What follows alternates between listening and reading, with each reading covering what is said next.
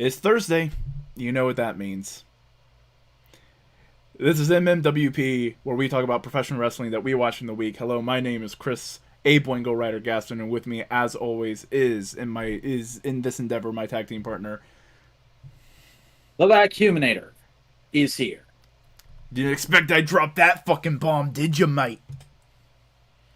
I kind of felt like it was coming. Yeah, I mean, I did use it for my retweet this morning. yeah. But we have some professional wrestling to talk about. Oh Um, boy, oh boy, Boyo. boy. So, what? Everything's good. We are good. Okay, Yeah. You we're happy jittered a lads. you jittered a second, but that was Discord. It wasn't any technical foul. Okay, Yeah, yeah, yeah, yeah, okay. yeah, yeah, yeah, yeah, yeah, yeah. Yeah. I thought you were trying to be like, "Where's your enthusiasm at?" And I'm like, "It's fucking 11 o'clock." Yeah, I don't blame you. Things got away. He just Hmm. rumbled over. It fully formed. But we're talking Yeah, about some wrestling throughout the week. So yeah. first things first. You didn't put it on the docket, but I found it on the Reddit, and I wanted to show it because I like the box. Someone found the LJ and Cody in stores.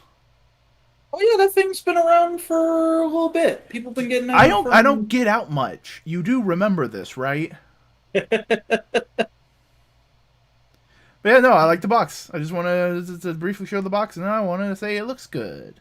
Yeah, it looks like a classic LJN box in the AEW format. Yeah. All right. Hmm. Now it's time to actually talk about professional wrestling. First things first, we have Rampage. Yes, AEW Rampage 9/25/2021 Grand Slam from the Arthur Ashe Stadium in Queens, New York. Honestly, I kind of want this format from now on whenever they do a Dynamite pay per view level event where we Uh-huh. have a 2 hour Dynamite and a 2 hour Rampage because it feels like the whole thing is just one big event. It works really Hmm. well. I like it. It is kind of hard to keep that enthusiasm up for three whole days, but it definitely does serve them better as a company, And storytelling and all putting that kind of out stuff. putting out product. Yeah. Especially because for the people going there, it is a full pay per view esque show. Hmm. It is 4 hours of professional wrestling. Like pretty much everything on this rampage was good, but I think I had a sort of dissonance with the crowd where it's like they have the enthusiasm of they just experienced Omega versus Danielson a few hours ago, and I'm like, that was 2 days ago. I've had to go through 2 days of work. I'm tired. Yeah, I'm not saying it's perfect, but I'm just saying I really enjoy this format. It Yeah. works pretty good. It does good shit. But the first thing first we have to talk about is CM Punk versus Powerhouse Hobbs. Yeah, no, Punk. This is great. Yeah, this is exactly what I would expect it to be because back in WWE, one of the things Punk was known for was having really solid matches with big dudes. And this is definitely of that caliber of those matches he used to have, I would say.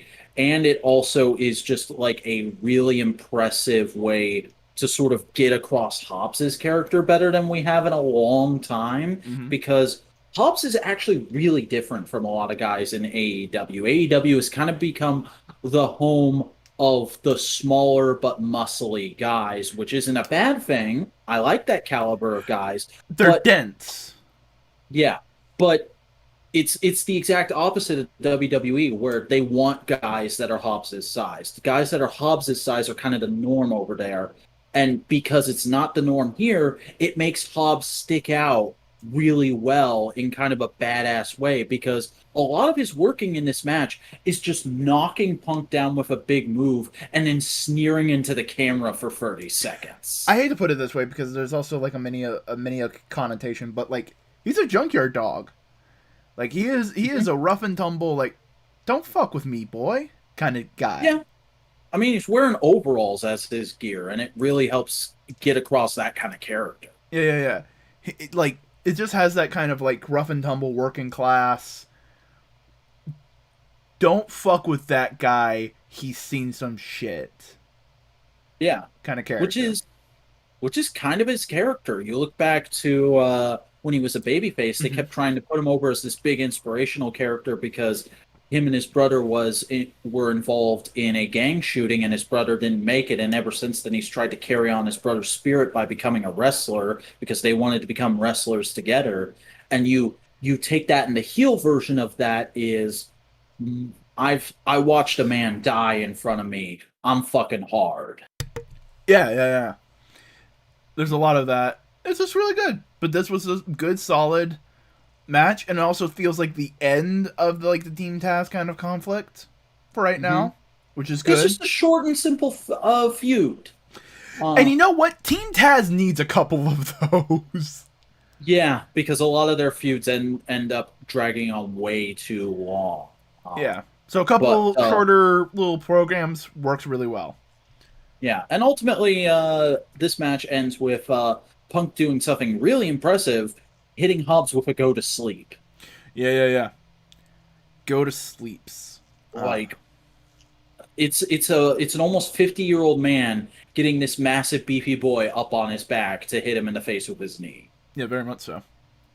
But no, good, solid. It's not a 5-star classic. It's not going to be one of the best wrestling matches of all time. But It's a it, solid 3.5. yeah, it's good. Next we have a three-way promo.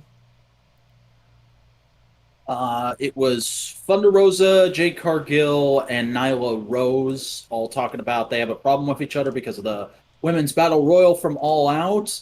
I remember liking this, but I don't remember a damn thing that was said in it. They just said, "Here's a quick catchphrase. Here's of me being a badass. Here's me being a badass." Mhm. Also, the one thing I do remember, Mark Sterling has been pretty quiet in these promos, and I think it's partially because they want to make sure it's the women speaking for themselves, and you don't have just a dude coming in here going like, "Hey, I'm talking now." Yeah, Marcus Jade's assistant, not her mouthpiece. Yeah, he's there to go like, "Hey, guys, you don't even know the half of it." But yeah, no, it was a good, solid promo. We then had the Super Click versus Christian Cage and Jurassic Express. Also, if you could see what I put on as the slide, I'm glad I found that tweet again.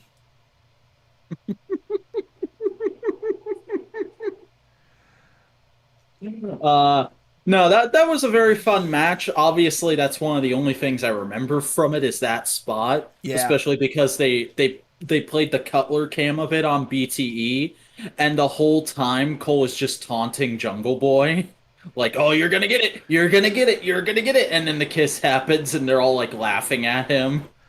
it just I love for a while there in NXT, Adam Cole was kind of like tweener extraordinaire.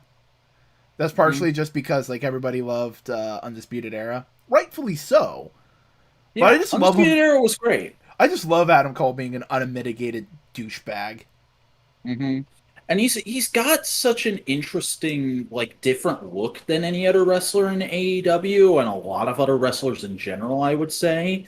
And I didn't notice it about him until his match that happened yesterday. So I might bring it up again there. But he has this this wild and young looking face. He's got a very expressive face, but he has like the eyes of a great white. It's like his eyes are dead. They don't give a fuck, but the rest of his face is animated, and I kind of dig it. Yeah, yeah, yeah. Also, he's just a really nice guy in real life. Apparently, he's Yeah, super cool and chill. very professional is what I've heard. Yeah, yeah, yeah. But also, he has the Chugs Twitch channel and all that kind of stuff. Mhm.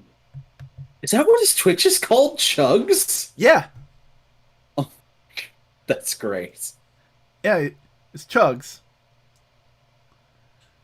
But then next we have your favorite segment of the night. It was Scorpio Sky and Ethan Page versus Chris Jericho and Jake Hager. Yeah, I posted a tweet about this. I was not into this match. It's I really want it to be. I was like, maybe it can be good. Please prove me wrong. But no, it. the people I wanted to win did not win. The match very much went the opposite way of the way I thought it was going to go. And then the end of it is a massive schmooze with MMA people I've never heard of, and they don't even really get involved. They just kind of stand menacingly outside the ring. And it's one of those moments. It's one of the few moments I've ever had in AEW where it was almost a WWE level of fuck this shit. And here's the thing: you seem to be one of the very few people who feel that way. Uh huh. Because most people I've seen go like, no, no, this is cool. This is legitimacy. It's fun to see.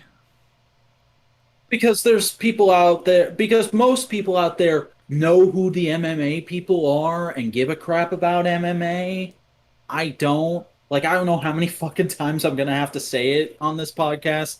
I don't care about sports. I care about stories. Yeah, but like, when it comes to something like this, I think the best way to look at it is like, this is the story. Is that these other sports people are coming in and being like, yo, fuck you. That's the story they're telling. You don't need to Yeah. know who they are. You just need to know, they're a bunch of fucking they're a bunch of fucking assholes from the other team, and they're coming in here acting like they're hot shit. Fuck them. That's all you need to know. You don't need to know who they are. You just need to know, oh, apparently they're big UFC guys. Okay, cool. Fuck them. Yeah, I know that and I get that. It's just like, I don't know, man. For some reason, this is just one of those wrestling tropes that I just out and out don't like. I mean, It's something I view as almost like a necessary. yeah, but it's also like Dan Lambert's been in professional wrestling. He's dealt with stuff like that. Mhm. He enjoys professional wrestling, or else he wouldn't be doing this. Yeah, from what I hear about him behind the scenes, he seems like a cool guy. It's just he's saying shit I know is engineered just to piss the crowd and people like me off. And it's like, and because of that, because of the fact that it's not in a fun way, it's not in like a MJF dickhead, classic dickhead kind of way, generic dickhead kind of way. It's specifically targeted towards the AEW core audience. That I'm like, it just rubs me the wrong way. It's Jim Cornette. Yeah, it's like, It's just we want to do the Jim Cornette stuff, but we don't want to actually fucking deal with Jim Cornette. Hey Dan Lambert, can you be Jim Cornette? Yeah, I can be mhm. Jim Cornette.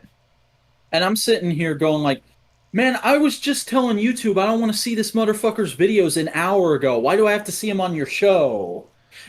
Yeah, but eventually you'll see him get his comeuppance, and it'll be like, okay, cool, they got rid of Jim Cornette. Fingers crossed. Like, I really hope this dude gets thrown in the pool on the next Jericho cruise or something. I think that's the biggest problem is he hasn't had any big major like upending thing, and I think that's partially just because they're trying to establish him as a mouthpiece.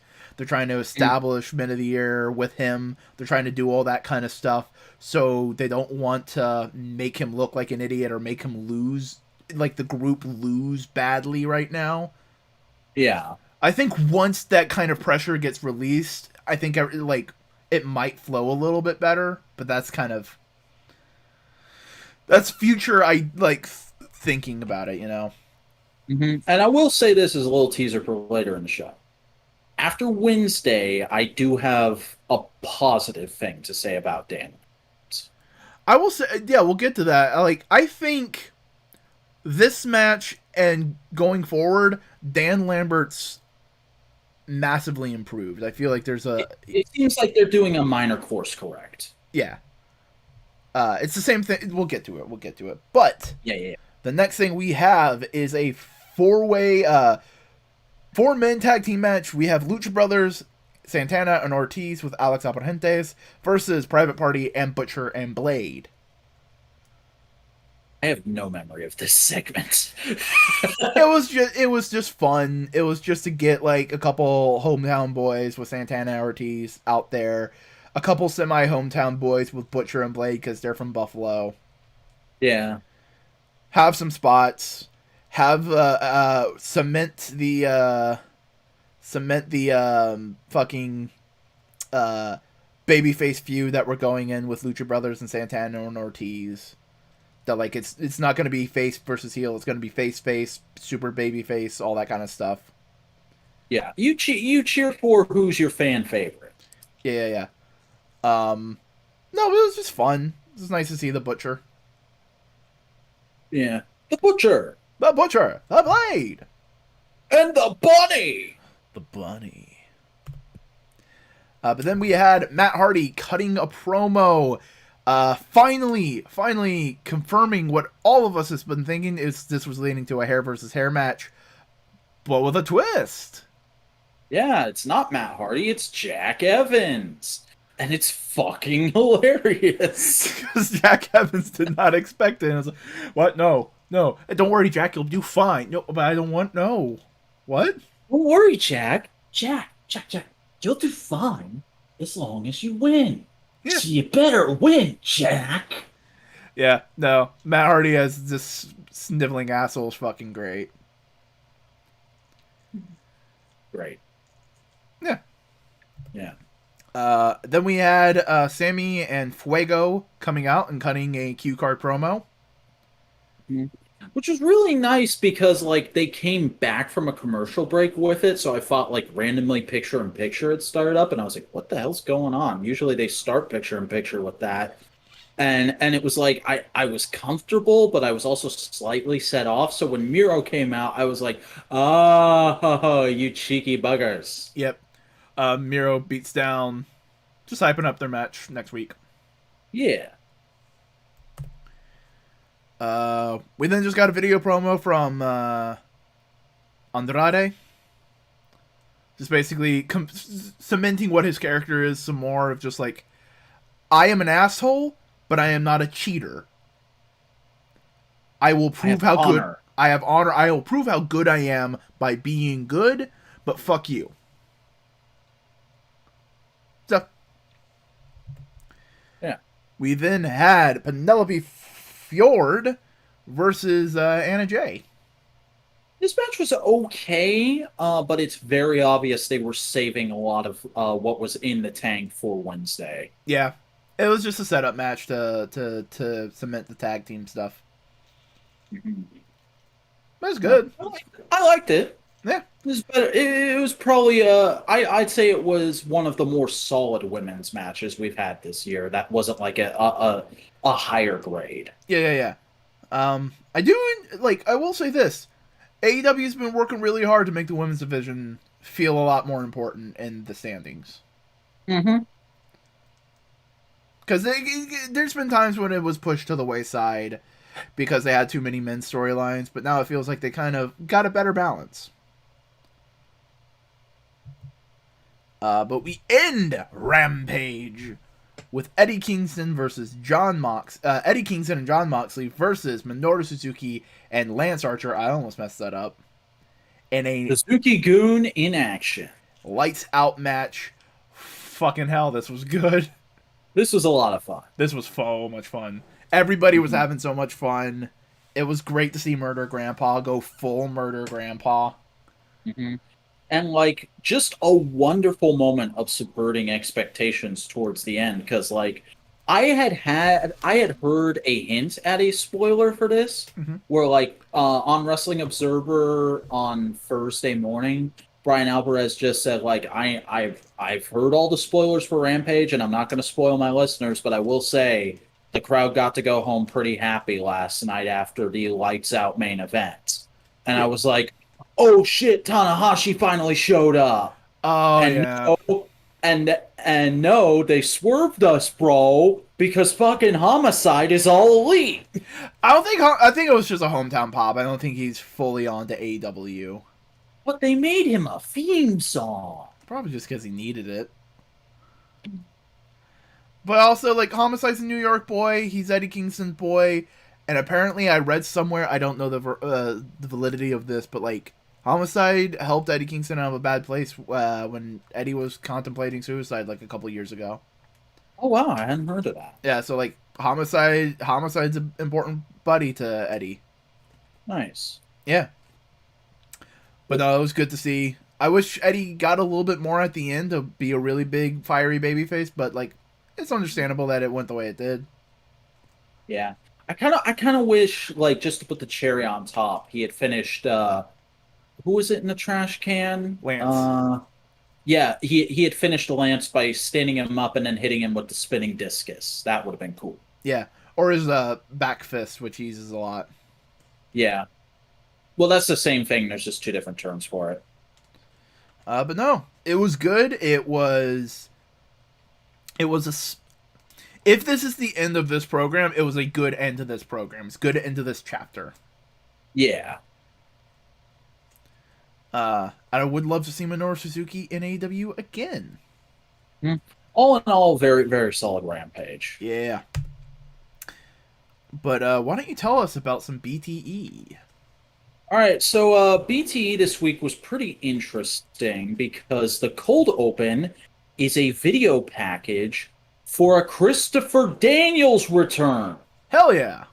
Fallen Angel incoming, and total like solo, this is my last run, I don't give a fuck kind of character he's going for.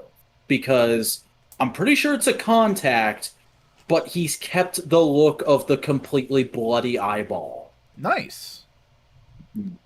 Um, and after that, we got a promo of 2.0 talking about being co-BT champions and oh no nobody thinks they can handle us. We're gonna kick their ass, kind of a thing. But then we see Cutler and Matt, I believe it is, out shoe shopping in New York. They get a pretty decent haul from a little hole in the wall store. Then there's a really cool segment of the Bucks outside Arthur Ashe getting ready and unloading their car, and like the I knew Arthur Ashe was big, but like the size of it when you're standing in the parking lot is just insane. Like really cool view of it they show. You also get a behind the scenes look at how the entranceway was different for the show with like the underground sort of scaffolding that they have to walk through to get to the tunnels. And then there's a ton of Cutler cam for the two elite matches, and I'm just scrubbing through to make sure. Oh yeah, we also get a little segment with John Silver and Alex Reynolds where they're starting up their recruitment bit again, and the first thing they do is try to go after Wardlow again, and he's like, guys, it's very nice, I appreciate the attention once again, but I'm with the Pinnacle. And that's BT. All right. So, Sammy's vlog. In Sammy's vlog, they open it with a stupid MMA guy cameo that I don't give a fuck about. Then we see them shooting like some signatures and promotional shots for like various things, and there's just a really cute segment of Sammy asking Ruby what they're doing as sort of like establishing it for the vlog, and she's like, I don't know, what do you guys call these? What are these? We used to call these, like, I forget what term she uses, but it's like this really silly term I've never heard before. And he's like, what? And it's just it's Ruby being like really adorable. It's Ruby being the punk rock single aunt in her 30s and 40s. Yeah, which is what she is. Then we get a great segment where Fuego del Sol is about to be attacked by a bunch of randos backstage, and then he is saved by his long-lost brother, Cody, in a lucha mask. Fucking. And Dustin comes out after they beat up all the randos, and Dustin goes up to Fuego and goes, I'm so proud of you, son, kisses him on the forehead, and then turns to Cody and goes, I'm proud of you too, son, and walks away. It's so good. Is his character literally Cody in a lucha mask? Is that the name? think they had a name for the character. I don't remember what it was, but it's hilarious because he's wearing like a singlet and the mask, but you can clearly see his neck tattoo. So it's not Cody. We're pretending it's not Cody. They literally there's a point where for a joke, Sammy puts a censor bar over the neck tattoo, but it's totally Cody. No, no, it's totally it's Juan Cena. Yeah, exactly. It's Juan Cena. We also get a little bit of introducing new vlog crew merch. Then behind the scenes stuff for the Miro beatdown from Rampage, and then we see afterwards Matt Hardy trying to butter up Fuego again, basically telling him like, "Hey, maybe Sammy doesn't have your best interests at heart," that kind of thing. Uh, what else? Another match in the Sammy Vlog Championship Tournament arc of QT versus Fuego in a paddle ball match. I believe Fuego wins that and moves on. Trying to see if there's anything else notable towards the back end. Wrap up bit of like Sammy hyping up the TNT match, talking about like how far he's come since he started the vlog, and also showing off that like Grand Slam, they had like custom like pay-per-view style custom chairs for all the floor seats, and he got to keep one because it's the first time he's ever been on a chair. Nice. Yeah. So pretty solid Sammy vlog this week. I had a thought, and we'll need to talk. No, I'll bring it up right now because I don't know if I'll remember it in a bit. There's been a lot of talk these past couple of weeks about like, oh, these young guys are some of the first people who did some matches, first wins, first match, first TV match, all these kind of things. Of like, oh, Sammy is important because of that, Darby's important because of that, MJF is important because of that, Jungle Boy is important because of that, and I'm in like my brain just goes, this is going to play so well into Kip Sabian's new character. Yeah. I don't remember if we talked about that on the show, but like he's been posting some really cool stuff on social media. I love I love his YouTube video about it, where he's just standing in front of a projector of like all these important AEW moments, and he's right there, and it's just like kind of like letting the video speak for itself. Of like, I've been here since day one. What the hell have you guys been missing? And he posted a picture on his Twitter. He was in Rochester. Yeah. Like, it's gearing up to something very fascinating, very interesting. We might see him tomorrow, though I would guess it's more like just kind of teasing people because he's coming either next week or in another couple weeks. I think it's right now he's still at the tail end of an injury, and he's basically good enough to travel, so he's traveling along and keeping up with the crew and everybody. Partially because he's working, but also to work on the character, work on what he's doing, work on what they can do for the future. Planning. He's doing the same thing Chris Statlander and Anna Jay did when they were good enough to be up and about again. Yep. But it's fascinating. I love the suit. I love the box. It works so well. I love how he just is not advertised for meet and greets. He just shows up and goes like, "Hi, I'm Kip Sabian." Yeah. Like, it's fascinating. It works really well. I love it. And people have been comparing it to... It's like avant-garde performance artist type stuff. Shia LaBeouf. That's what people have been comparing it to. Yeah. But it's fascinating. It's gonna... I hope it leads to something cool and something really dope. Speaking of something really dope, we have the announcement and the showcase of the John Huber Legacy Foundation. Yeah, this obviously went up yesterday, I believe late morning, and it was just one of the most wonderful things I've seen in a while. Like, for me, it tops the Owen Hart thing of, like, this is a brand new foundation that's specifically dedicated towards charitably benefiting and helping a few people a year who otherwise would have to choose between following their artistic passion and working a 9 to 5 because, as it says in this release, there was a moment where right after they had their first child, that's when John Huber got the call to come to WWE. And if they hadn't gotten that call then, he might have had to stop wrestling.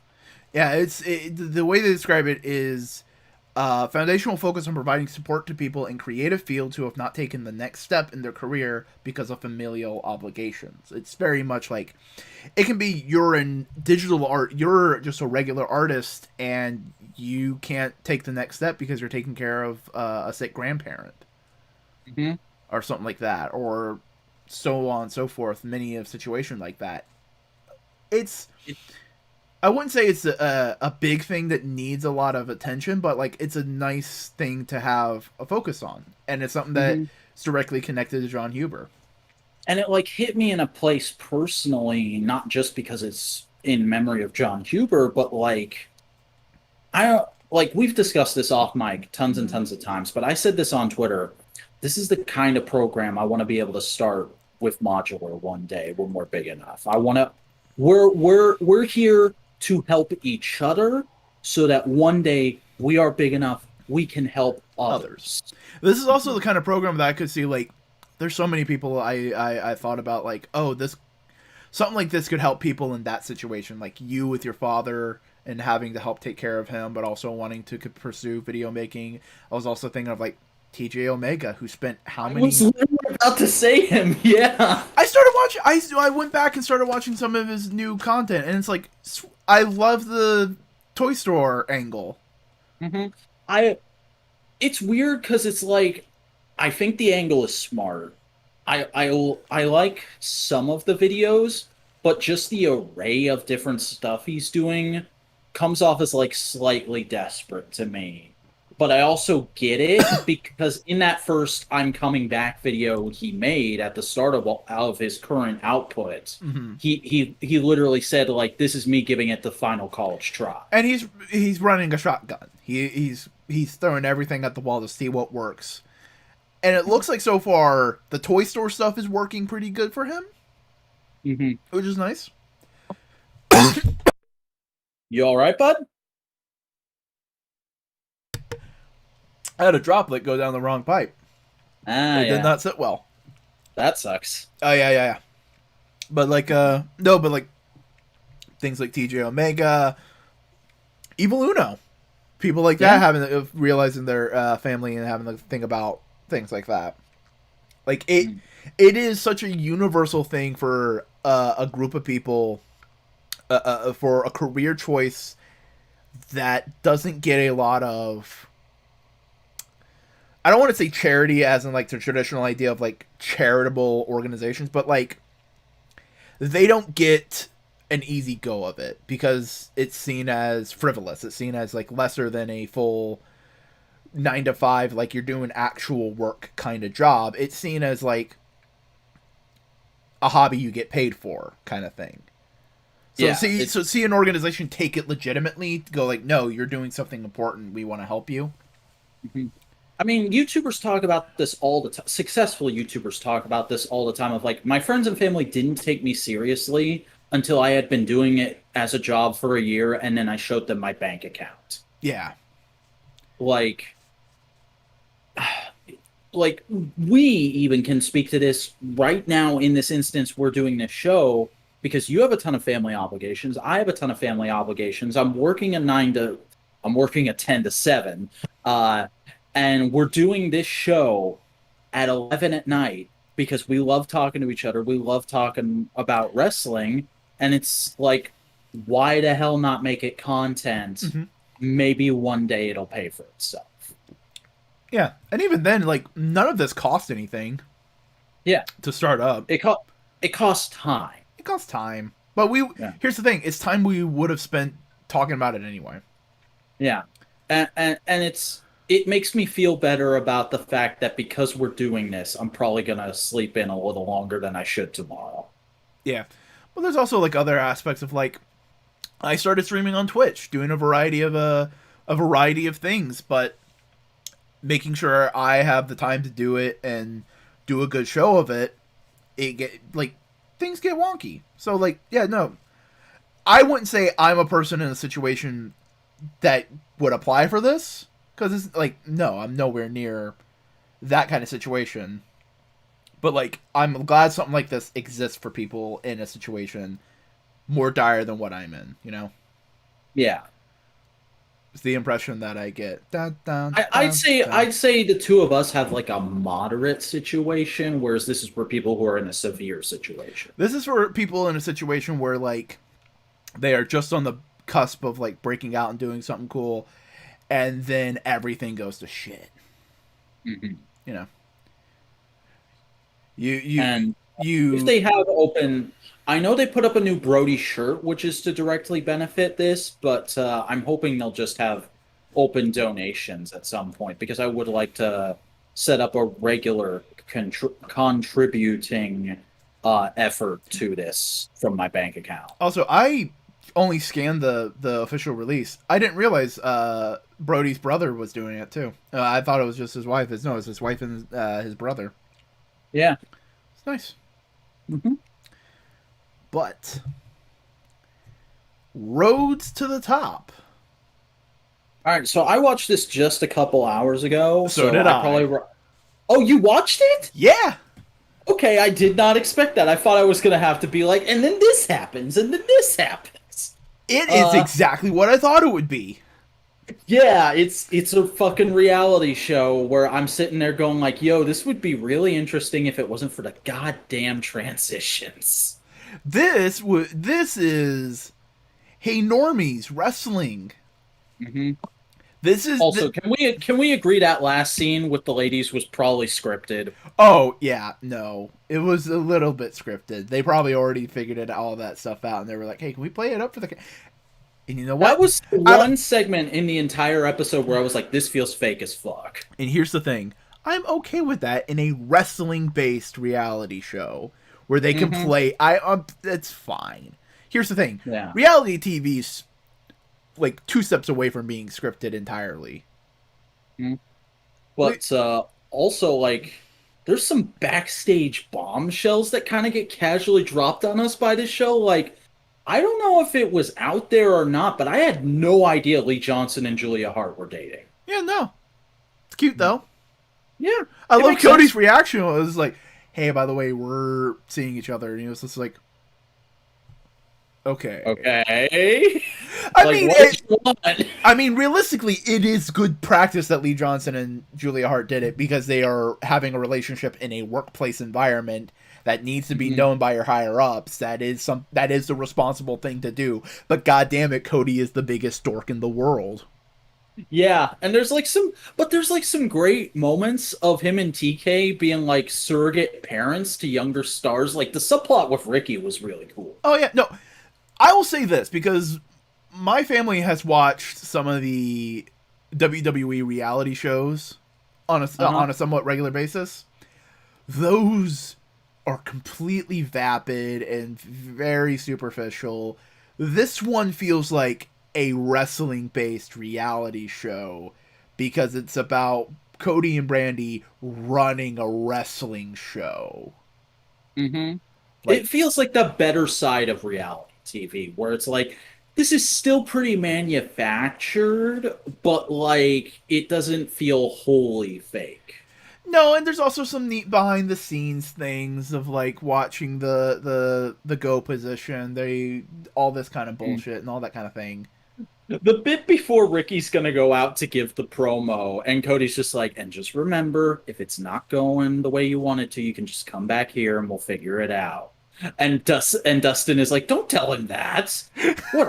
I'm trying to make him more comfortable. That would make me nervous. Oh, but also just to see like the talking to Ricky about like the injury and all that kind of stuff, it works really well. Brandy and Cody's mothers are fucking hilarious. Yeah, because they are boomer as fuck. They are the salty boomer people.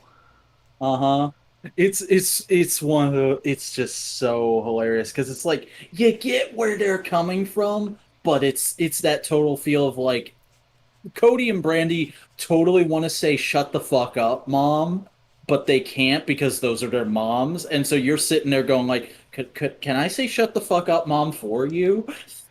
I love Cody's reaction to because the whole reality subplot bullshit is Brandy wants to have a night nanny to help take care of the baby's sleep schedule. And she's expecting to have a wrestling career after the baby. Yeah. So like there's a variety of things involved there. Mhm. And you know what? She has the money, fucking have the nanny, whatever. Yeah. And the mothers are going like, "No, that seems a little overbearing. That seems a bunch of mother boomer shit." And Cody's Yeah. response is just like, "It's not my decision. I'm letting Brandy do it. I'm stepping away from this. Nope." Yeah. And I also really enjoyed just discovering that Cody's sister is a total fucking wine ant. It's fucking great. Hey, have you met Two Drink Teal? It's not Two Drink Teal. I have kids. It's a fucking pandemic. I need something to get through the day. Sure. Yeah. Uh, Honestly, this made me like Cody Rhodes a lot more as a person. yeah, because that's the thing about Cody is like, yes, he has these dickhead jock tendencies, but at the end of the day, he is the most just a guy of any of the EVPs. Yeah. And like it's just it works. Oh, it's a good reality show. Like Yeah. if you told me, okay, you have to watch one reality TV show, this would be it. Yeah, like I don't know if I'm gonna watch this every week, but I can see myself watching it pretty regularly from here on out. Yeah. Yeah. But we got to talk about Dynamite. Do we want to take a breaky break first, or do we want to just jump right into it? Whatever's good with you is good with me right now, honestly. Fuck it, let's just jump into it. So, we open the show with CM Punk coming out, making the round, and going to commentary because he is going to be our guest commentator for the evening, and damn, was it good. Yeah, we finally got it. We finally got Punk saying what a maneuver. I was Goddamn. so happy. He read those tweets. He knew it'd get a pop. Mhm. Also, the fucking Lloyds of London running joke. Oh, yeah. No, it was good, but it was just a quick pop, goes to commentary, all that kind of stuff. And then we Yeah. have the first match, Adam Cole versus Jungle Boy. This was honestly way better than I thought it was going to be. I thought it would be a solid match, but like by the point you get to like the second near fall, it gets hype as fuck. Oh yeah, no, it was really good. It's Jungle, like MJF talks about it later, and it's true. Jungle Boy is like one of the pillars. Mm-hmm. It is definitive. And Yeah, and this is where I got that whole Adam Cole vibrant face, dead eyes thing. oh yeah, I can see it. Mhm. And people have made the comparison many and many a time. He has the same face. He has a similar face structure as like Shawn Michaels. Yeah, I can see that. You know, it's just that kind of like very. I don't want to say angular. It's like it's not angular like he's a triangle head, but it's very it's sharp. Yeah, and since we're on the subject of the man, I don't know if you saw, but in an interview earlier this week, Adam Cole said Hunter and Sean actually gave him their blessing to go to AEW.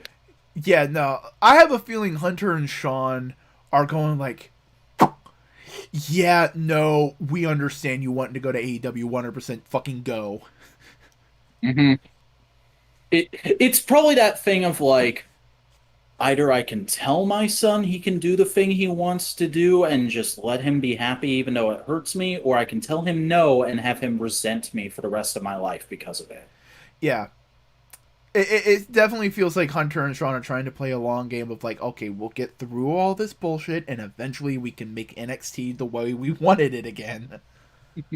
Oh my god, Adam's video was so good today. Mm. Only one of the best booking videos he's done in a while. Yeah, it makes a lot of sense. I really enjoy his idea of how to do the initial tournament thing. Mm-hmm. A very wide net round robin, essentially. Yeah. And how fucking aware he is of the fact that he keeps going to tournaments. I mean, tournaments are cool. Yeah. Uh, I don't think he quite understands how AEW's rankings work because he was just like, yeah, because it puts him in a corner. It's like, no, the corners are the fun parts. Mm-hmm. That's the fun part of AEW's ranking system. Yeah. But then we had the Elite come in, cut a promo because Adam Cole did win against Jungle Boy. Mm-hmm.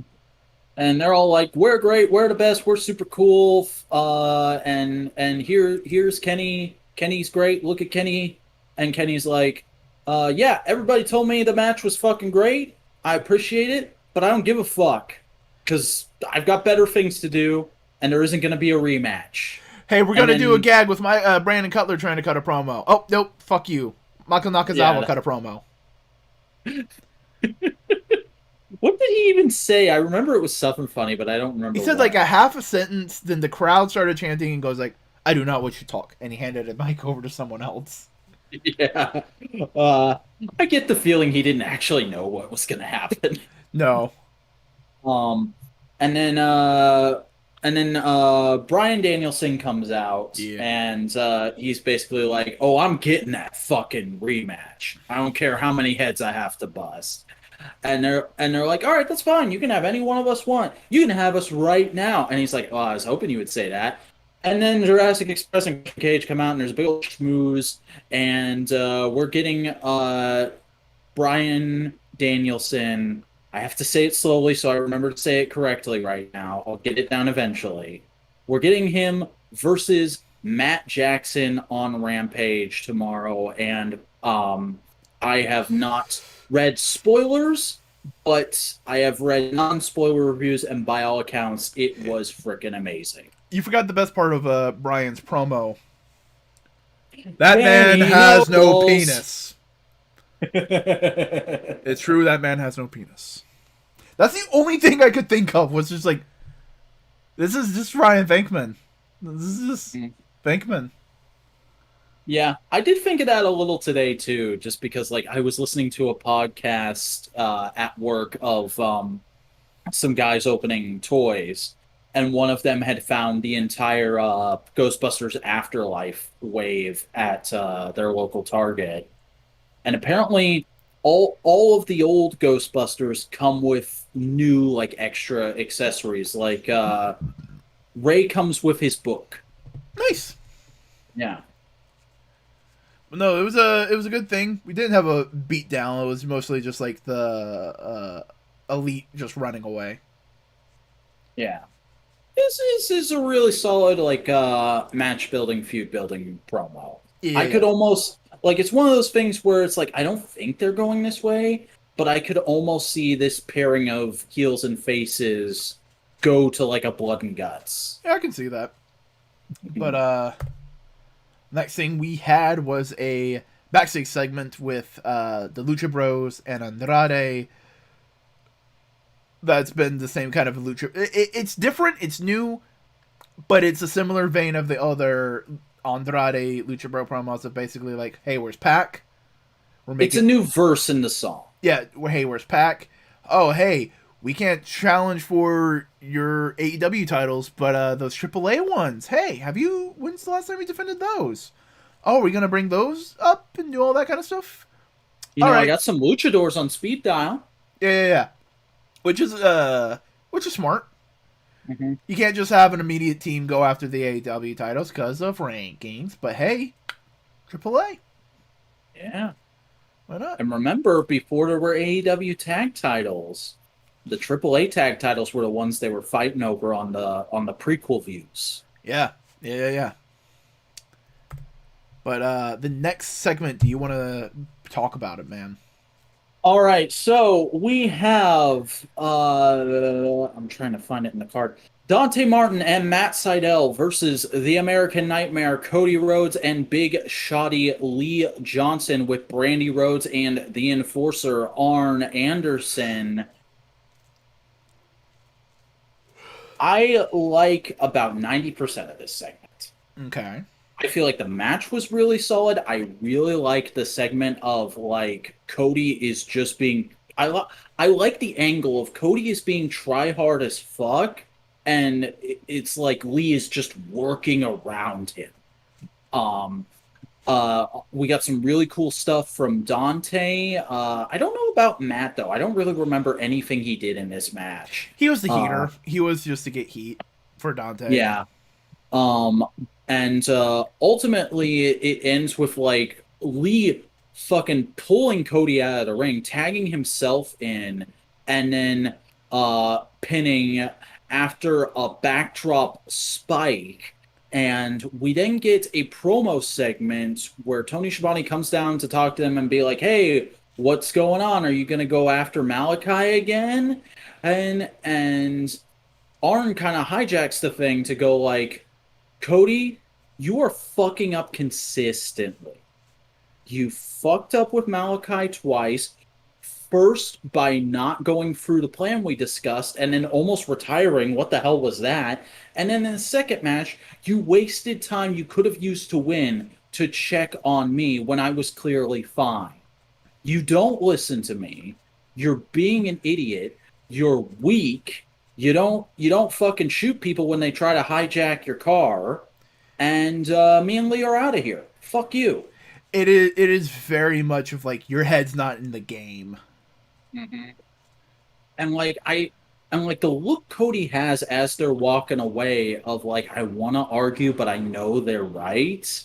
I really dug it. I really dig the angle right now of like Cody's world is starting to come apart around him.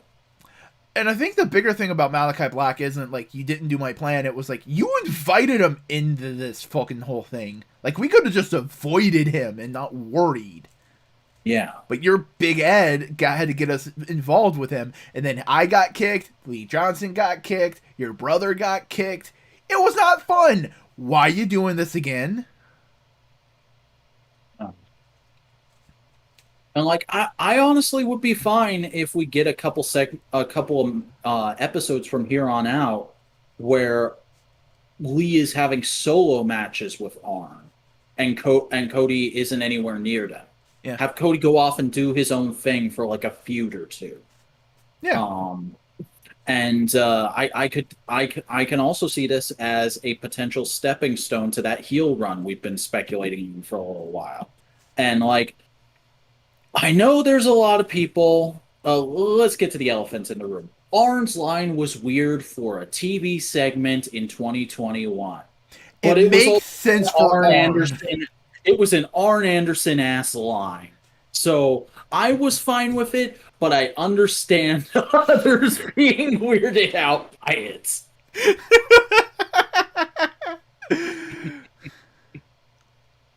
Yeah. For people who are listening to the audio version, I just pulled up a meme of Arn Anderson going, so anyway, I started blasting. Yeah. Because, like, and it definitely did throw me too. Because I was expecting him to say that, like, he just drives away. And then he's like, not only does he say, no, I shoot the guy, but he specifically says Glock, and he says he splatters their brains all over the pavement. Like, Jesus. That's an NWA ass promo, though. Like, that is full, like, on, like, Deep South NWA. You're on fucking Georgia Public Access Television. Yeah. It's that kind of promo.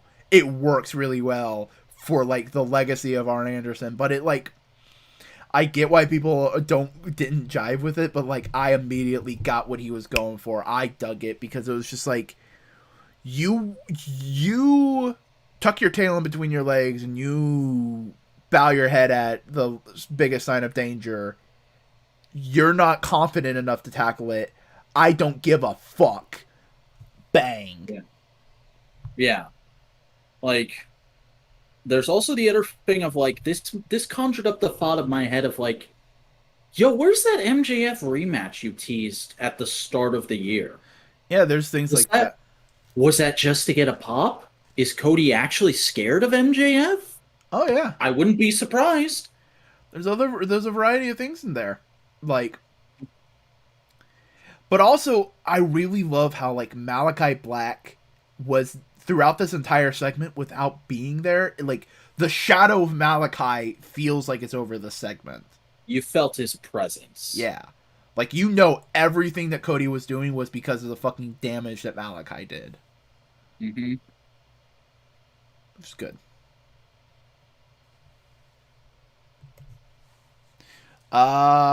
Next! Bear Country and a Dude versus John Moxley, Darby Allin, and Eddie Kingston. My mind was being stupid. The dude's name is Anthony Green. He's an NXT cast-off from the latest round of releases. Okay, cool. Fun little match. Very obviously just to make the crowd happy kind of a thing, because it goes by pretty quick. Darby actually doesn't get a hell of a lot to do in the match. And Mox ends up getting the pin after a combination move from him and Eddie onto, I believe, one of the Bear Country boys. I think so. Mm-hmm. Also, just real quick while we're on this segment, to hop back to Rhodes to the top for a second. How weird was it to see Darby smiling? Oh yeah, also just being super friendly with Cody. Of this, like, they're really good friends backstage. Yeah. Also, the John Moxley moment was fucking great. Yeah, they put that in all of the ads for a reason. I don't watch regular TV, so I haven't seen any of them. I've seen it during a couple of the pictures.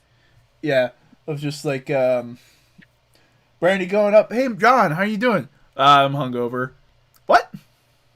And then they just cut to a shot of him drinking during his entrance. That was genuinely great editing. I will commend them for that. That was like editing on Arrested Development. Mm-hmm. That was good. Also, I don't think he was hungover. Part of me thinks he was just playing the character up for the show. Yeah. But in the meantime, we then had a Ruby Soho and Britt Baker promo of basically going like, "Hey, you remember the Christian Cage storyline we did a little bit ago, where he was raising through the ranks, but it was ultimately a long-term feud to get to a title match? Mm-hmm. We're doing that with Ruby and Britt now." Yeah, and it totally makes sense. It's exactly what I would have thought they should do with Ruby next, because, I was very apprehensive when she first showed up. I was like, yay, you're here, but also you bypassed the ranking system. I don't know how I feel about that. And she lost her title shot, and now it's her going like, okay, better luck next time. And I was like, okay, now I'm looking forward to next time. Yeah, and she's going to build up through, and she's going to have a bunch of little mini feuds with a bunch of different people. That's going to be fun. Britt Baker can go on to another angle for right now. It's basically going like, this is something we want to return to, but not right now. We're going to build it up. And it's also just like a nice bit of boost for other AEW programming, because I can see her hanging out on Dark and Elevation for a little bit, and that's going to make more people want to check out the women's matches on there. I can also see her having the matches on like Rampage and everything else. Mm-hmm. Like maybe she shows up on one Dynamite per month from now on. One or two. It depends on the angle. If like she gets into an actual full-on angle, yeah. But like, yeah, no, I dig it. I dig this direction. I don't remember the promo, so do you want to talk about the Matt Hardy family promo? Yeah, we just got, like, Matt was just in the ring being like, yo, I was supposed to debut here almost a year ago, and thank God I didn't, because this town sucks. Yeah, boo. We're getting to the Brody Memorial match. Mm-hmm. Also, I didn't realize that Hardy Family Office had fucking creator wrestler version of fucking, what's the dude's name? He always gets fired from wrestling promotions for being a dickhead. Early Ring of Honor. Bald head. Too Cool Scorpio? No. It's like one name. Fuck. I don't know, but this guy's fucking name is Jordan Jolt, and I do agree he came out of nowhere. I was like, who the fuck is this guy? Hold on, I know who. Um.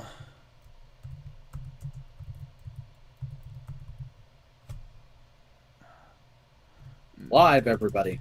Yeah, no, but this is I'm bugging me information wise. Like the minute I say his name, you are going to go, yes, I know what you're talking about.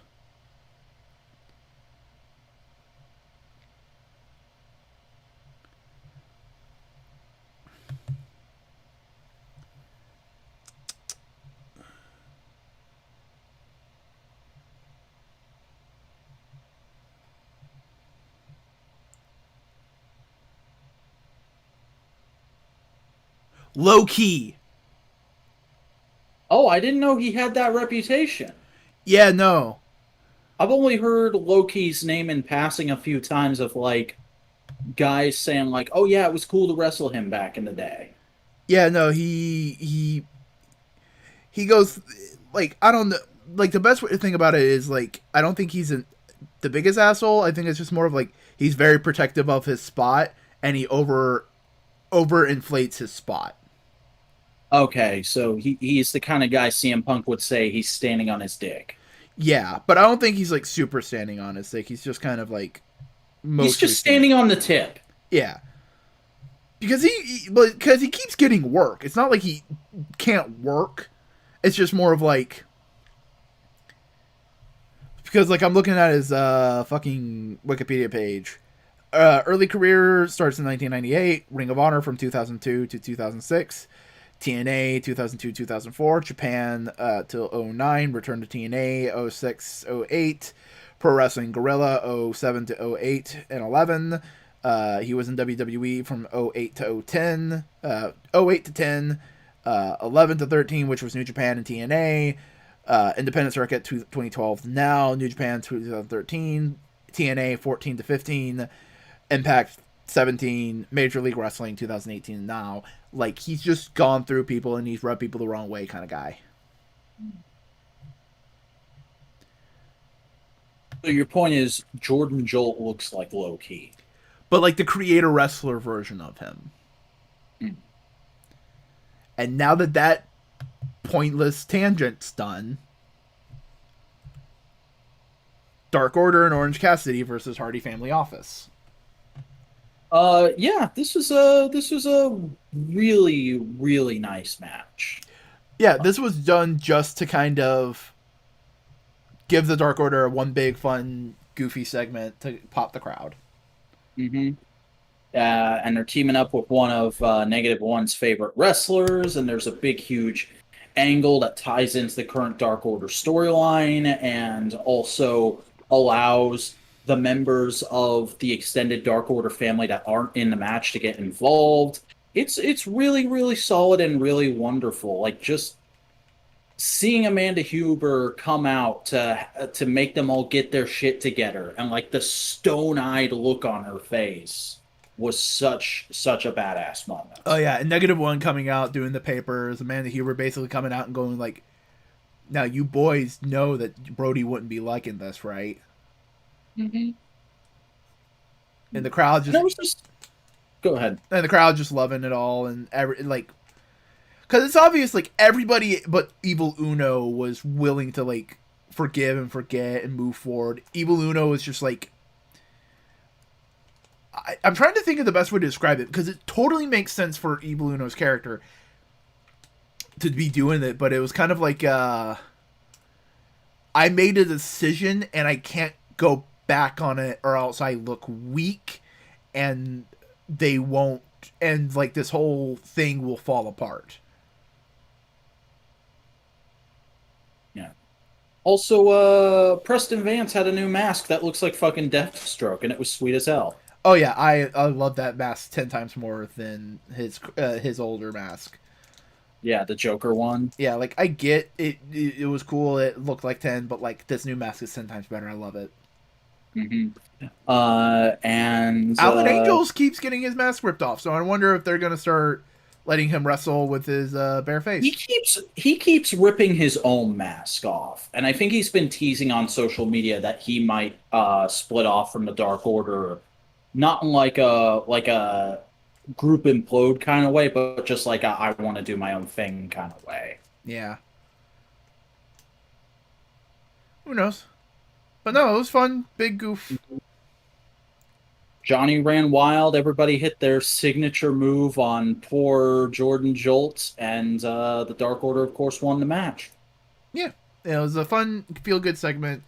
And negative one was lifted upon the shoulder, and everybody in Rochester celebrated the legacy of Brody Lee. Yeah, it is wonderful. There's a lot of like really solid little moments all throughout this show with like tributes to Brody as well. Mm-hmm. It it was great that it wasn't like the emotional overload of the actual Brody tribute episode, but it still very much felt like this one's for Brody. Yeah. Uh, then Leo Rush decided to unretire. I give this 2 months. Like, part of me understands where all the like social media people are going like, oh, he's a human, he can change his mind. And it's just like, yeah, no, he can change his mind, but when he changes his mind this much on a dime, like, This dude has no impulse control. yeah. Like, this really sucks to say, but like this dude kind of reminds me of my fucking YouTube career. Yeah, it's. And here's the thing: I don't mind his character that he's going with this promo of like, "Yo, dude, I'm a businessman. I'm money, but like Matt I game Hardy." the system. I do crypto. Yeah, yeah. Here's the thing: Matt Hardy is money in the old school. Like, no, I'm going to say I'm helping you, but I'm ripping you off.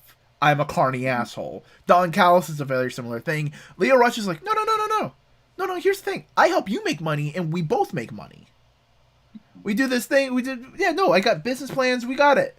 Like I wouldn't say he's a conscientious businessman because no. But it's that tech bro idea of like helping others. It's like, no, bro, all you need to do is get into crypto, man. You could invest in stocks, man. No, it's good. It's good. Look at me, man. Like, it's the non-boomer interpretation of Cameron Grimes's Wall Street Bets gimmick. Yeah. Without like the over exuberance, like it makes sense. The character's interesting.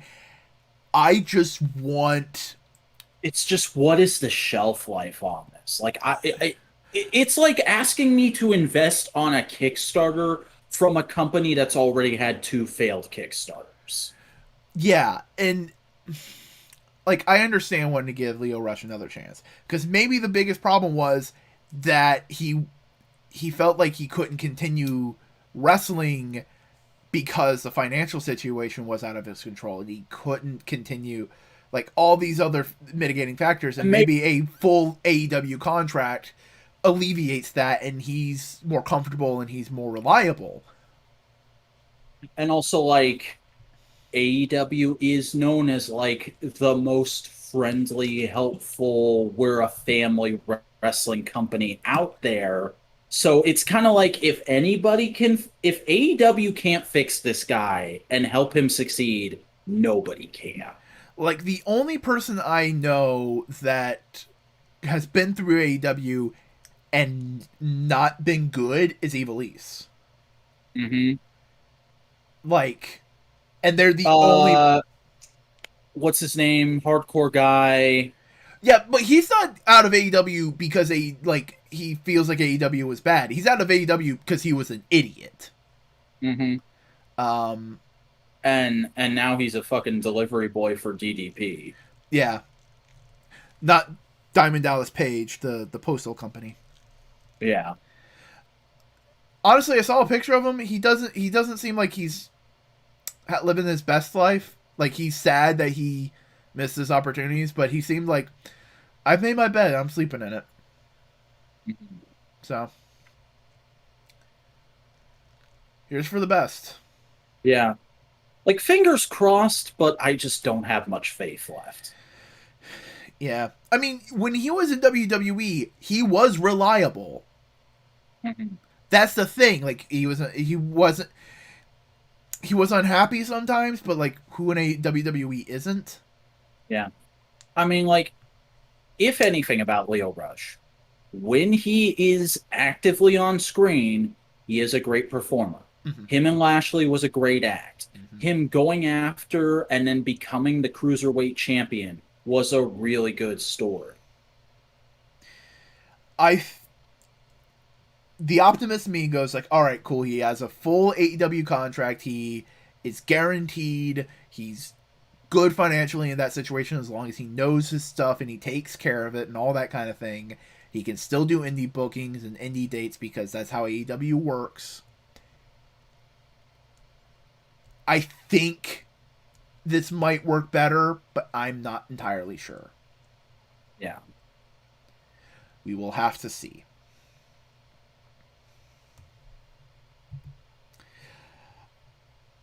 Then FTR cut an FTR promo going like, yo, we just lost a couple times. We're going to go on a winning streak so we can do some shit. Yeah, we got to build our stock back up. Yeah. Got to get them stonks. Got to get them wrestle stonks. Wrestle stonks. Somebody make that channel before Wrestle Talk does. God damn. No. Okay, hold on real quick. That's a show we should do. Like 10 minutes and put it on here, Wrestle Stonks, where we act as if wrestlers are stock prices and we bullshit them raising and lowering. Who should we invest in this week? Oh, we just talk about a wrestler we like for like 10 minutes, and that's just the show. Yeah. Alright. Coming soon to a Modular Media near you. Yeah, Drippy, Hotchko is still out there. What the fuck? Drippy's in the chat. Oh, Hatchet Co. Yeah. Yeah. Then we have Dan Lambert coming in and going like, hey. Lambert. Hey, let me cut a obnoxious promo that's not as obnoxious as it has been, and then let Men of the Year cut some good promos.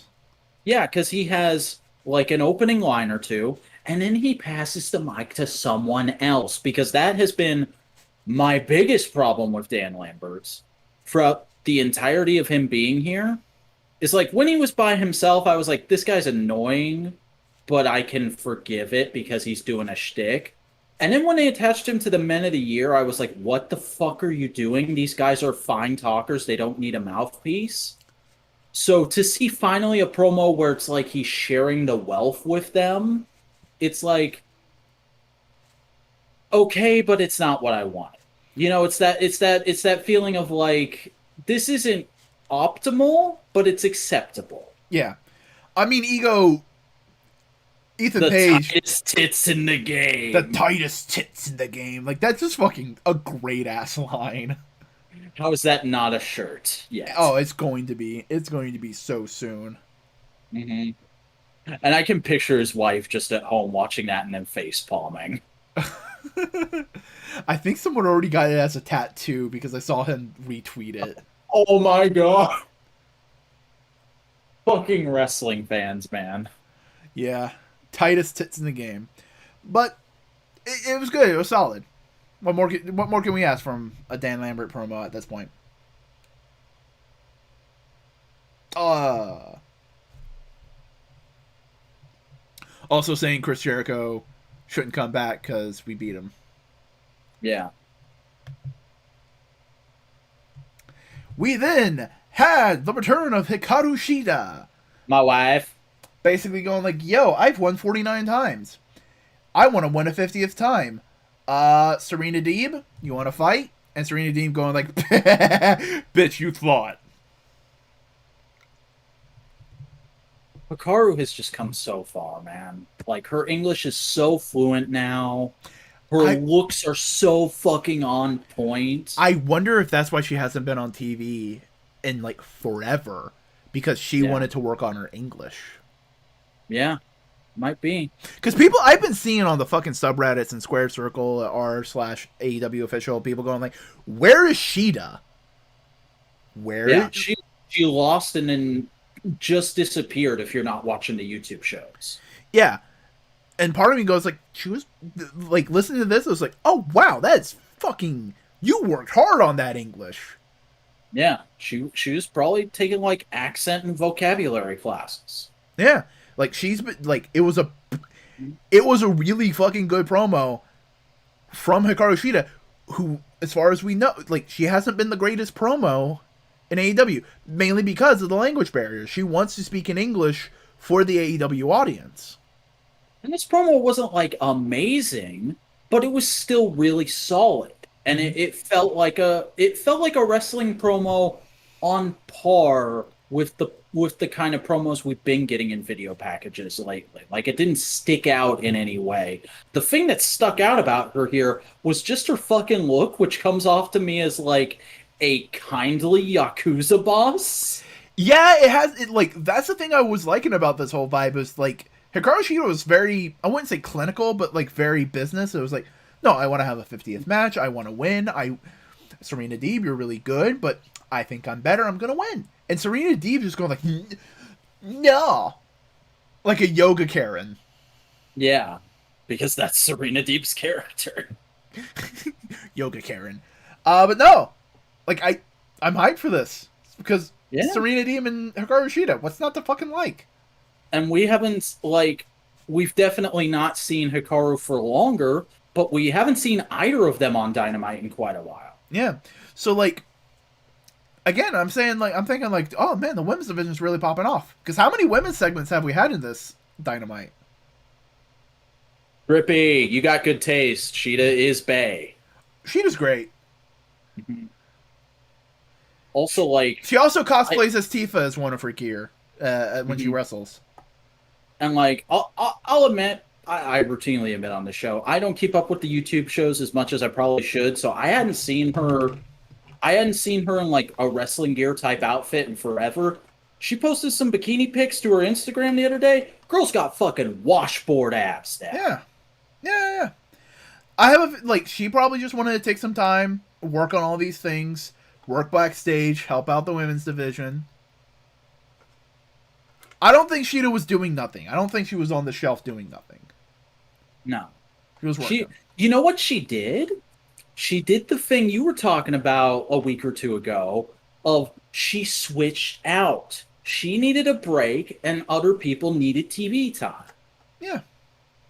And now look, we have Penelope Fjord, the Bunny, Anna Jay, Tay Conte, all being rised up to prominence. Jade Cargill, Thunder Rosa, Britt Baker, Chris Statlander. Back simping for the second time. This is like the 80th time I've simped on a stream. Like let's be honest here. That's 50% of Vak's character is being a simp.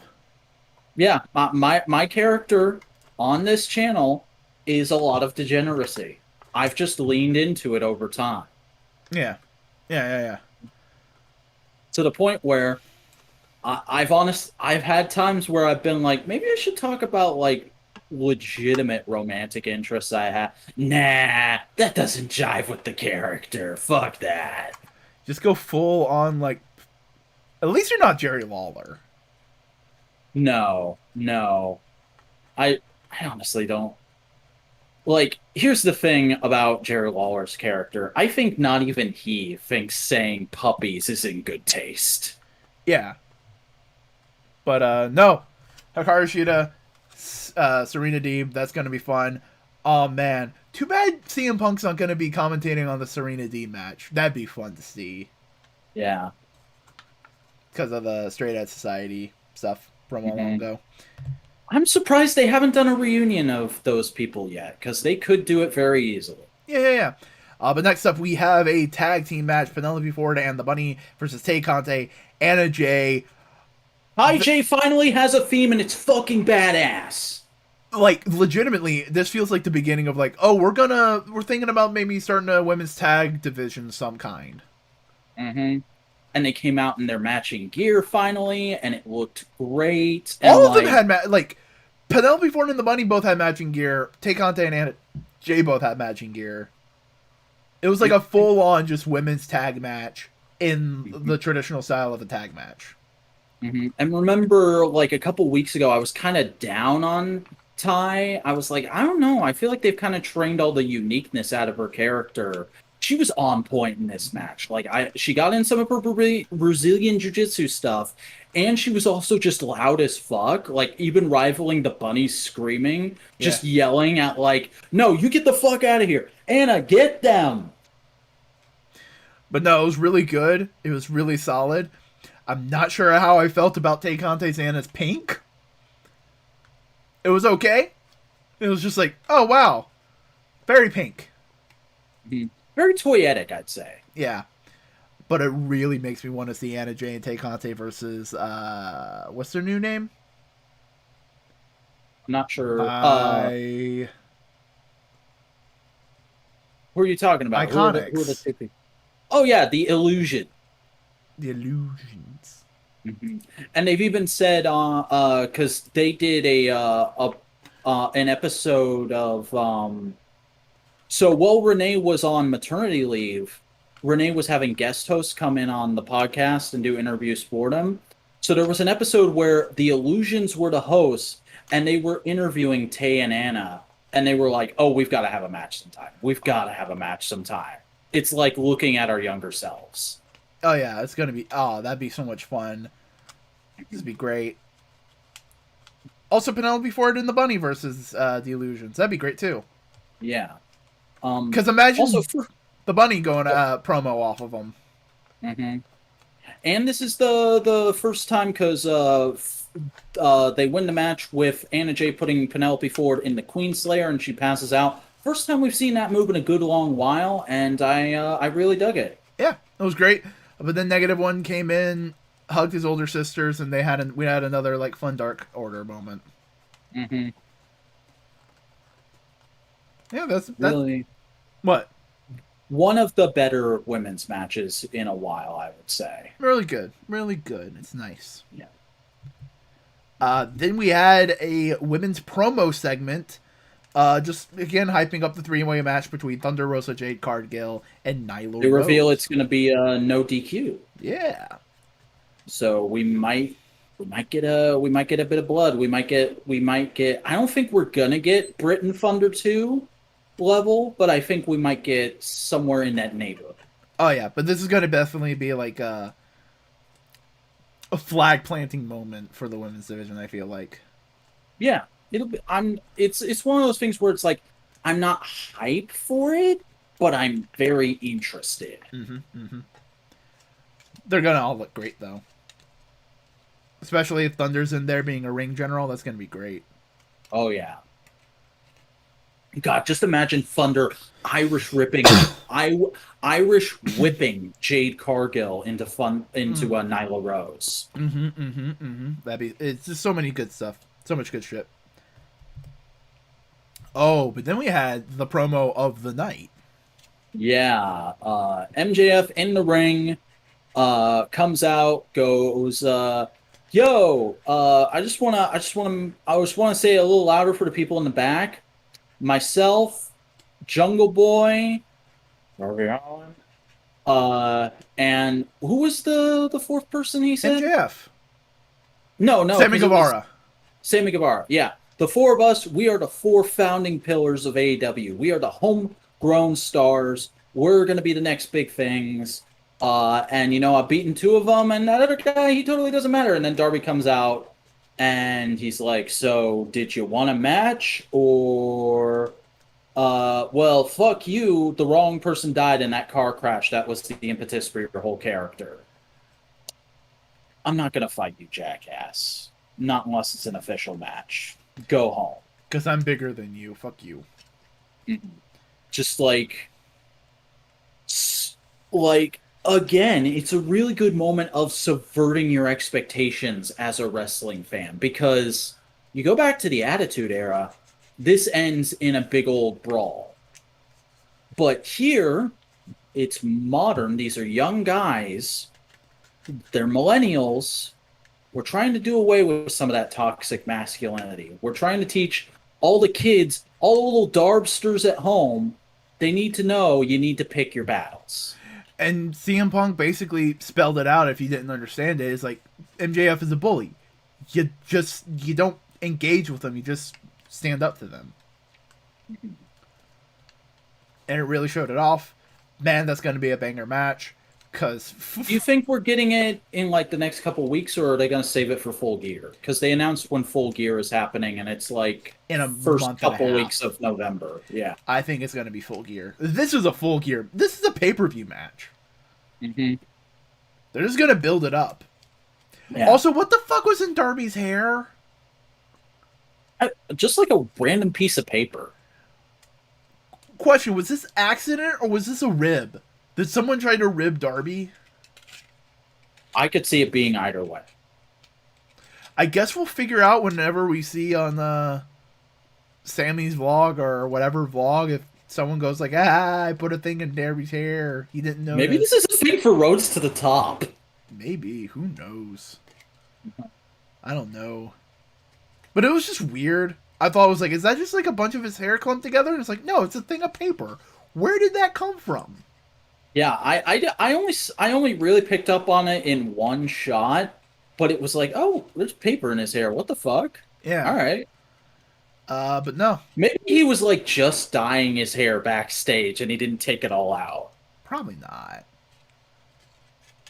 But no, great promo segment. I can't wait to see what happens next. But in the meantime, in our main event, we have the TNT Championship up for grabs. The TNT Champion, Miro, versus Sammy Guevara. This is one of those matches that's I've only ever seen in AEW. Where it's like, I go into this, I feel like I know what the right choice is and what they're going to be doing. And the whole match, it's just constantly like, yep, yep, yep. And then it ends. And I'm like, okay, I saw that coming. I'm not super excited, but I'm happy. Yeah. This feels right. This feels good. Yeah. No, this is a good thing for Sammy. Yeah. Because Sammy is your new TNT champion. And during a backstage segment that was aired as part of Roads to the Top, he had a little confrontation with the Men of the Year and then announced that he already has his first challenger. He is going to be a fighting champion like all the TNT champions. He's facing Bobby Fish. That's going to be fun. But also, it's like, if you're a babyface, you do open challenges. Anybody and everybody can come and fight. If you're a heel, you pick and choose, because that's what Brody Lee did, and that's what Miro did. Yeah. It's really solid, and like, I cannot wait to see Sammy's version of the belt. I hope they have it ready to go in time for next week. Part of me kind of wants it to be, not like super Panda themed, but like, wouldn't mind some black and white. That'd be fun. Yeah. Goddamn. You know what I'm most excited about all this, though? What's gonna happen to Miro? What's going to be Miro's character coming out of this?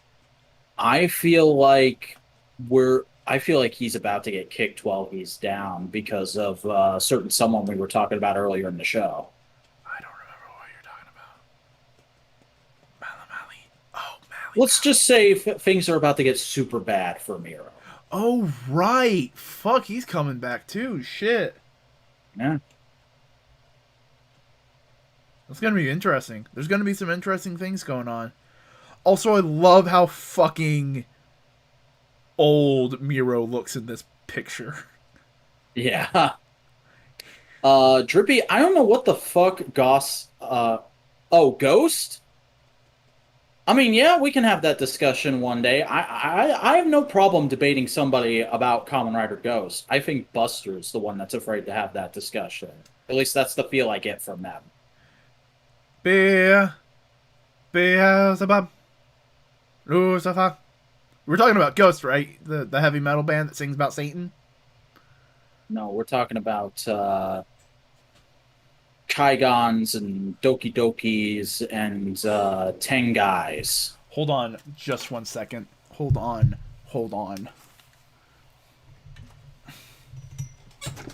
Alright, where is this going? That just fell. I don't know. No,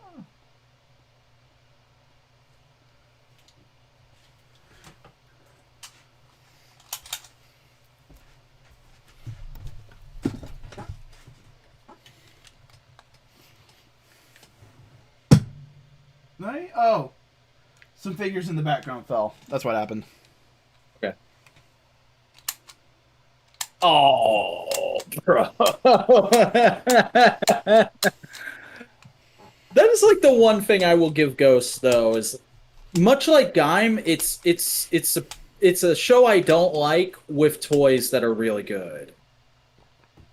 But yeah, no, that's all the wrestling we had in the week. So what's your kind of final? Do you have any final thoughts? Do you have any final I'd emotions? this wasn't a banger week for AEW, but I'd say it was a very solid week for AEW. It was like is a B plus. Yeah, yeah. I mean, it's a really good show. They did the moments that they were trying to make really good and impactful were really good and impactful. But a lot of the show was kind of like how most AEW shows are post, fucking pay-per-views, or it's a Yeah. little light. It's not super light, but it's just a little light. They're resting up for the next big thing. And let's not forget, we got a couple very pleasant surprises in the form of the John Huber Legacy Foundation and Roads to the Top not being total shit. Not being total shit. That's the best we can say about a reality TV show. You're not total shit. Yeah. Also, it's Like just really I can weird to take see you the shot of Brandy set from a different angle. Yeah. I actually haven't watched today's shot of Brandy. I should probably do that after we go off the air. But in the meantime, you want to tell the people where they can find you? Hey everybody, I'm the Vacuuminator. I make videos right here on YouTube, primarily about media I like, primarily about tokusatsu. So if you're into that kind of stuff, check me out at youtube.com/thevacuuminator. It is spelled TheVacuuminator. And I'm also on Twitter tweeting about everything and anything I want to talk about throughout the day at the Vacuuminator. Hells to the bells. Hey, howdy, howdy. I am Chris, a Boingo writer Gaston. I do a variety of things on the internet. If you want to see my video essays and editorials, you can search me on YouTube and Boingo Writer. If you want to see me live stream at semi-regular times, I'm getting the schedule more firmed up as we go about. You can follow me on twitch.tv/Boingo Writer. If you want to follow me on Twitter, it's Boingo_writer. If you want to follow me on Instagram, hey, guess what? It's Boingo_writer. Hey, you want to join my Discord server? A link to that's in the description. I got a lot of things going on. Jesus Christ. But in the meantime, this is Modular Media Wrestling Podcast, one part of the Modular Media family. We also have other podcasts, including Components, where we just hang around, shoot the shit. No Price Podcast, where we talk Marvel movies, comics, merchandise, and more. And why don't you tell the folks about Twit? This Week in Toku is a podcast where myself and Buster Corp talk about all the latest news and releases from the world of live-action Japanese special effects. Hells to the bells. But speaking... You know what? I'm not going to try and say that sentence because I messed up a word. But in the meantime, if you watch this live stream, give us a like, give us a comment, give us a subscribe, help us out, all that kind of stuff. Burger. And don't forget to ring-a-ding-ding that bell. Ring-a-ding-ding-ding that bell. But I think that's about it for this week. So until next week, stay limber? Yeah. All right.